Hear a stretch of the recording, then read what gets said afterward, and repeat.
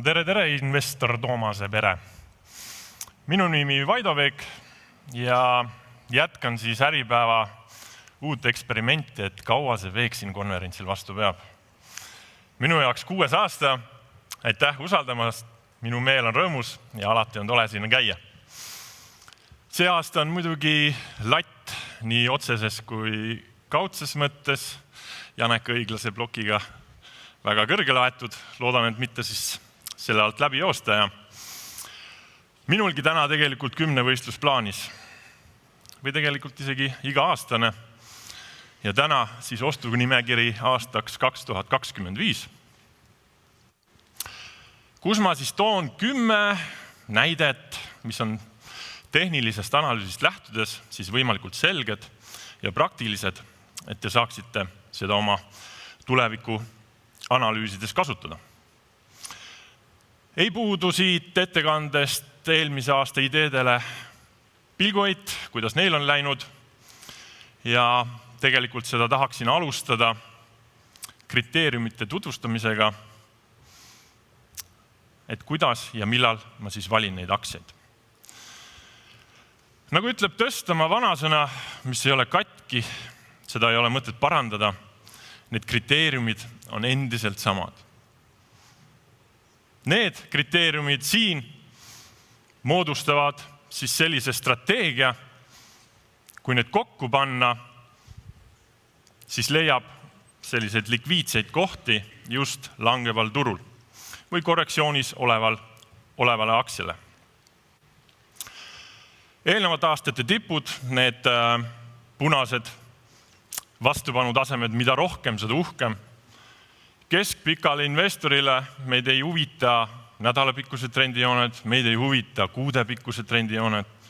Meid huvitab see aastate pikkused trendid, trendijooned ja sellised juurde viivad kriteeriumid nagu 50% langus ja ümmargused numbrid, mis siis tegelikult samuti üsnagi lihtne graafikult üles leida ja rehkendada. Tänane ettekanne on jagatud 2, on läbimurdetehingud, on siis korrektsioonis olevad aktsiad ja läbimurdetehingute puhul minu üheks suuremaks kriteeriumiks on see, et siis aktsia hind oleks kuskil kännu taga, olgu see känd siis praegu see ümmargune number 100 eurot, dollarit, 2 või 3 aastat siis kännu taga kinni või rohkem. Pärast, kui investorid on nõus maksma kõrgemat hinda kui sellel näitel 100, minu jaoks kinnitus on siis kuu sulgumine üle selle hinnataseme ja siis on põhimõtteliselt saadud kinnitus, et investorid on nõus maksma kõrgemat hinda. Ja eelmise aasta näidete puhul Merko ehitus üks idee oligi täpselt selline, meil oli aastast 2021 vastupanutase mitmeid kordi läbi proovinud. Meil on vaja kuu sulgumist, mille me siis ka saime ja tänaseks tegelikult aktsia hind selline 35-40% üleval. Taiwan Semikonduktor oli samuti eelmise aasta idee. Siin vist üks päev enne seda ettekannet tuli läbimurre ja võimalik oli tegelikult reageerida esmaspäeval.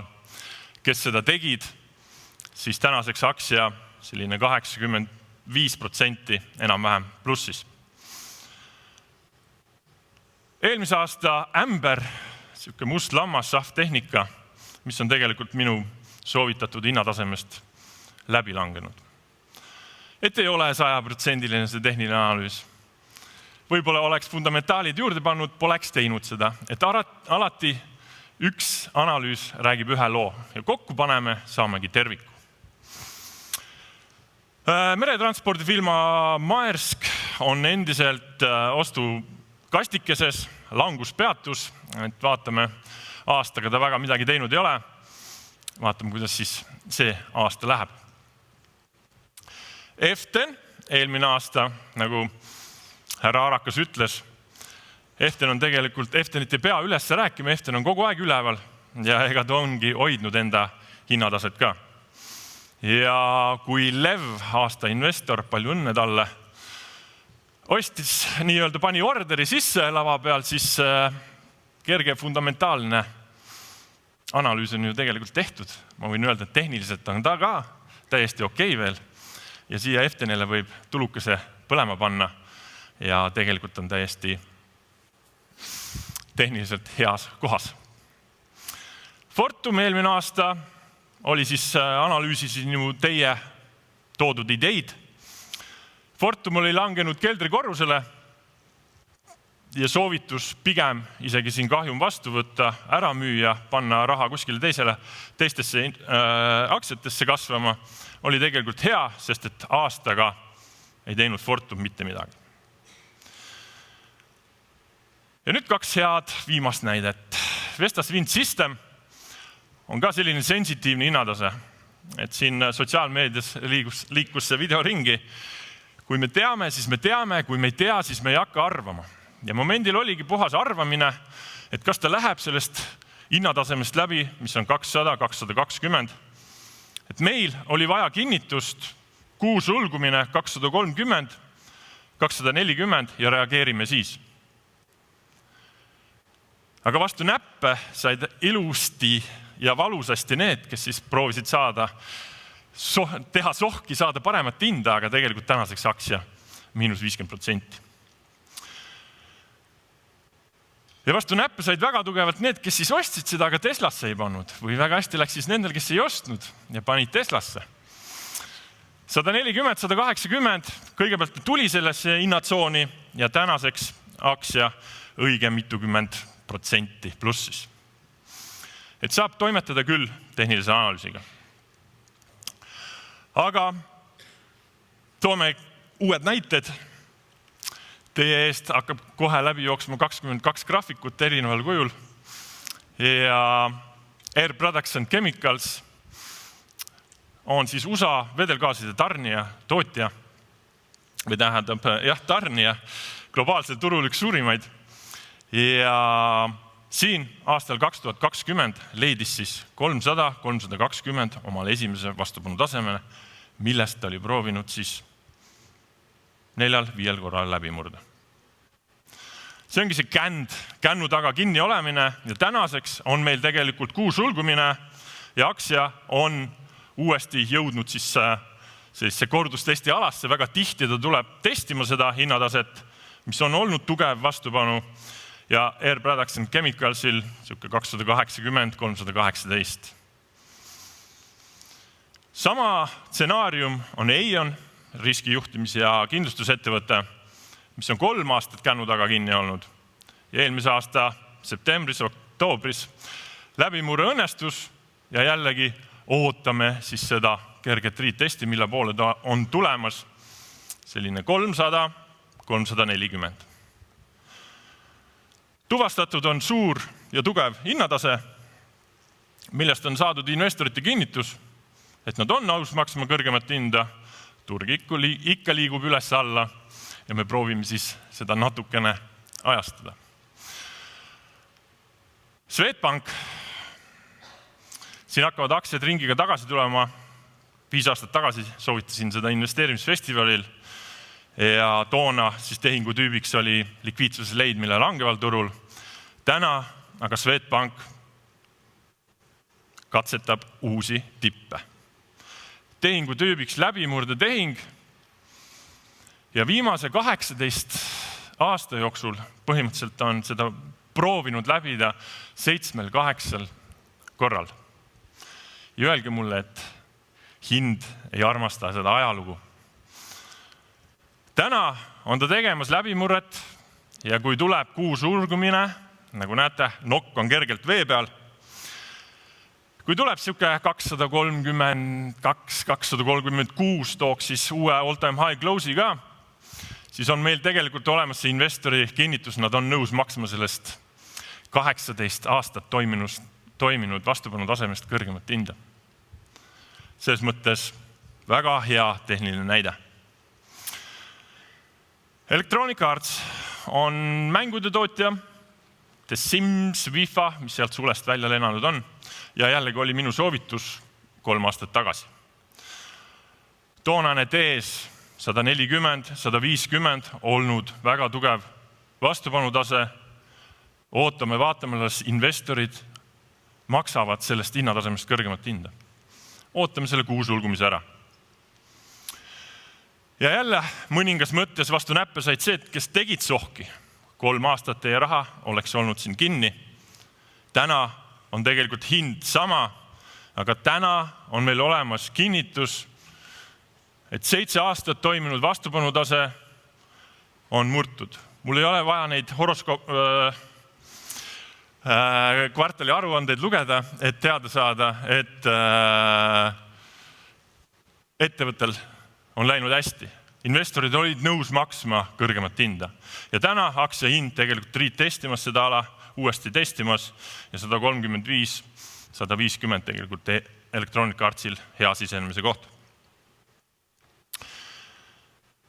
Ladina-Ameerika Amazon, Mercado Libre. Toon teid ajamasinaga eelmise aasta juulisse. Me teeme analüüsi.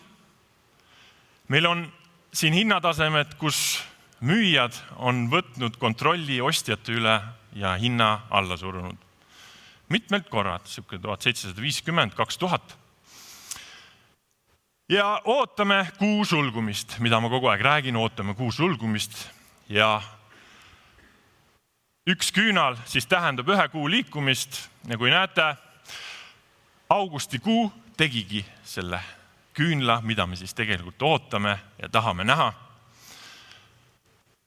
Aktsia hind üsna tihti tuleb pärast sellist pingutust, natukene puhkab ja tuleb kordustestile ja minu tees siis selleks on selline 1700, 1900 Mercado Librel võiks olla korrektne ostukoht tehniliselt, kus ta on ka praegu. Teine pool loost fundamentaal siis teie teha. Tehniliselt selles mõttes minu jaoks on korrektne. Järgmine Siuliai Pankas, soovitasin seda ka 3 aastat tagasi või 4 aastat tagasi investor Toomase konverentsil ja tehingutüübiks läbimurdetehing. Ja toona ütles Rahakratt oma blogis, et Veek teeb tehnilist analüüsi, tõmbab ainult 1 joone ja kõik. Tegelikult ei olegi ju rohkem vaja. Et meil on vaja tuvastada see tugev hinnatase, see känd, nii-öelda, mille taga kinni ollakse. Meil on vaja näha, et investorid maksavad kõrgemat hinda. Ja tegelikult Siuliai pangal selline läbimurdetehing on tänagi ilusti kenasti rallinud siin, et aastal 2021 jäänud kinni siin 0,75 peale. Ja kui ta tuleks nüüd uuesti, annaks väikse korrektsiooni, siis selline 0,72, 0,8 võiks olla Siuliai pangal jällegi hea koht. Jätkame aktsiatega, mis on momendil sellises korrektsioonis. Equinor, investor Toomasel ka portfellisse. Olen soovitanud seda investeerimisfestivalil, olen soovitanud seda siin samal konverentsil, peale mida oli tegelikult võimalik täitsa head kasumid jälle korvi panna. Aga täna olen ma huvitatud 190, 230, 240. Kriteeriumid, eelnevate aastate tipud, selged kohad, kus jälle müüjad on ostjate üle võimust võtnud. Ja need hakkavad toimima läbimurde korral sellise toetustasemena, aitamaks leida optimaalset sisenemise kohti. Ja meil ongi vaja optimaalset sisenemise ala. Me ei ole kauplejad, me oleme keskpikad investorid. Meil ei ole vaja 202, meil on vaja sellist tsooni, kus siseneda. 190, 230, 40. Siia langeb veel 50% langus, mida on hea vaadata küünalgraafikuga, sest et küünalgraafik näitab ära täpselt, mis oli tema tipuhind. Rehkendame, jagame 2 ja ümmargune number 200-gi visuaalselt väga lihtne tabada ja hoomata. Järgmine, Genium Parts, USA ettevõte, autovarusede tootja, tööstusliku varuse vahendaja ja dividendi kuningas. 69 aastat järjepanu kasvatanud dividende. Märten Kress all töötoas arutab lahti selle fundamentaali, nii et pärast seda võite sinna joosta.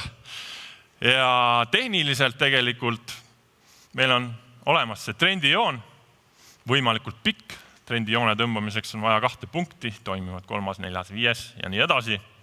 Antud juhul ootame 3., kuhu siis langeb tegelikult kokku ka ümmargune number 100 ja eelnevate aastate tipud. Juhin tähelepanu jälle ümmargune number 100, kui esimest korda lähenes selline 6-7 aastat oli seal kinni.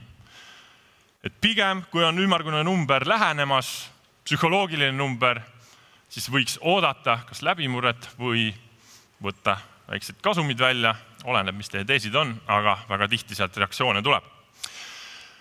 Ja siia alasse jackpoti moodustab tegelikult 50% langus. Ja Genuine Parts 90, 110, 115, tegelikult täiesti optimaalne tehniliselt.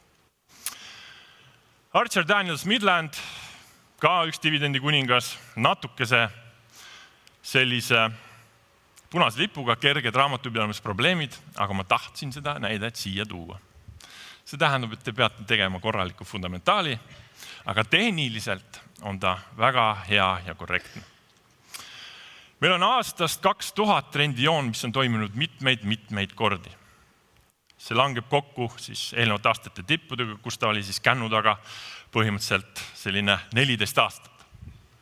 Mida rohkem ta on olnud seal taga kinni, seda likviidsem tegelikult tulevikus on, kui ta tuleb seda ala uuesti testima, mida siis täna teeb. Ja siia alasse langeb ka 50% langus, jällegi minu kriteeriumite põhjal siis kerge jackpot, kus on kõik kriteeriumid, need lihtsad kriteeriumid rivis ja selline 43, 53 tegelikult täitsa atraktiivne tehniliselt. Ja viimane näide Novo Nordisk. Kõigepealt tahaksin näidata, kust aktsia hakkab korrigeerima. Ümmargu number jällegi, psühholoogiline number 1000. See on investor Toomas eelmise aasta minu teada ka viimane ost. Kiidan seda ostu, sest tehniliselt oli ta tegelikult, ma täpselt ei tea, mis hinnalt ta kätte sai selle, aga seal 600 rajoonis see oli, kuhu siis tegelikult langeb kokku 50% langus ja ümmargune number. Ja kui aktsia on market capilt selline suur, nagu näha siin aastas 2021 keskpaigast juba selline tugev ja konstantne tõus, siis sellised 3-4 kuulised pausid, sellised väiksed kännud, kui ta langeb teiste kriteeriumitega kokku, nagu Novo Nordisk praegu langeb, siis need aitavad ka. Ja Novo Nordisk selline momendil, ütleme 490, 590 tegelikult tehniliselt väga hea. Tavaliselt ma olen lõpetanud oma ettekande kerge tarkuseteraga ja tahtsin ka olla innovatiivne. Ja minu tarkusetera on seekord pärit ChatGPT-lt. Ja see on deep. Turg räägib nendega, kes oskavad lugeda või kes oskavad kuulata. Ja tehniline analüüs on see keel, mida tasub mõista. Tasub mõista, tasub õppida ja väikse tiiserina seda saab õppida esimest korda minuga täis pikal päeval 29. märtsil Äripäeva Akadeemiaga koostöös, kus siis laun letti kõik, mida ma tean, kas või trendijoonele endal 4-5 kriteeriumit, miks ja kuidas seda tõmmata ja kuidas ta on kõige tugevam. Aga tänaseks igal juhul ma loodan, et need praktilised näited olid harivad, arusaadavad ja saate kasutada enda tuleviku analüüsides. Mina igal juhul tänan ja soovin teile edukat investeerimisaastat 2025. Aitäh!